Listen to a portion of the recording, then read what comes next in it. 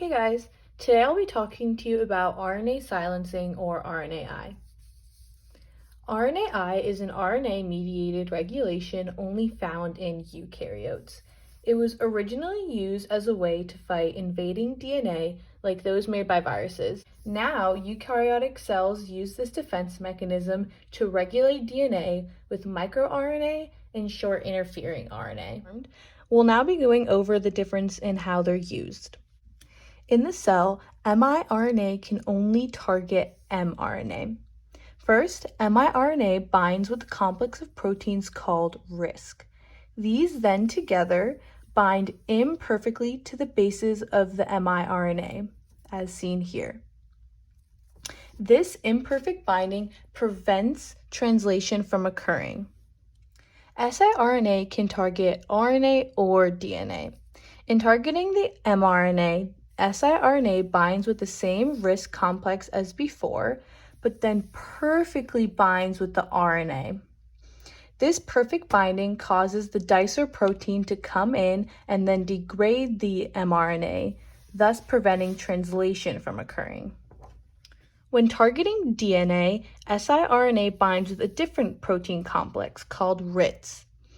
It then binds with the genomic DNA, but instead of degrading, the binding recruits DNA methyltransferases to methylate the target DNA. This methylation prevents transcription from occurring. So as I mentioned before, the biggest distincting factor between miRNA and siRNA is the way that they bind. So miRNA binds imperfectly, but what exactly does that mean? Well, as I've drawn here, some of the nucleotides from the mRNA may exactly line up with those of the miRNA, but then we see a little section here that doesn't necessarily line up, but then goes back to lining up perfectly. So this section is what we would call the imperfect binding and is a main characteristic of the miRNA. I've drawn another example here where there's multiple cases within the 22 base pairs of the miRNA that don't align, and then multiple cases where they do. So here we only have 3 base pairs that don't align, while here we have 7, and here we only have 1. But for siRNA, every single base pair from the RNA lines up with that of the siRNA. So I've drawn an example here that you can try to draw on your own. So I've provided you with the RNA strip of 22 base pairs of it. And if you want to pause the video and try drawing an example of what an miRNA would look like versus an siRNA would look like. All right, so hopefully you had a chance to draw out an example of siRNA, which again is complete perfect binding of the nucleotides, and then maybe a few examples of what miRNA would look like, where only a few of the nucleotides line up. So remember that the biggest difference between miRNA and siRNA is the type of binding that we just went through. So we've put together a practice problem for you guys that we can go over together, and it is a word problem. So I'm going to read it right now. You are studying RNA-based regulation of a gene.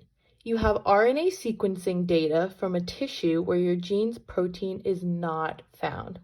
How could you find siRNAs in the data that could be regulators of your target gene? So if you want to try to give this a try on your own, I would pause the video here. All right, so hopefully you've given it a try. If not, that's fine. We'll be going over the answer together. So I've underline the most important parts of the question that I think are. So obviously you want to be trying to find siRNA. So that means that we want to at some point be referencing the perfect binding. Other important parts of the question is your target gene versus your RNA sequencing data. So your sequencing data is what you have access to. So I think the first step would be to find reads within the sequencing data that are already cut up into 22 base pairs. So Dicer already cuts these up into 22 base pairs, and that's most likely what will be either miRNA or siRNA. So now that you've established that you're looking for 22 base pairs, it's important to map out those reads from your sequences against the ones of your target gene. And then after you do that, you want to look for reads that, again, perfectly align all of 22 of the base pairs to a part of your target mRNA. All right, I hope this video helped you learn the distinction between miRNA and siRNA, and good luck on your final, guys.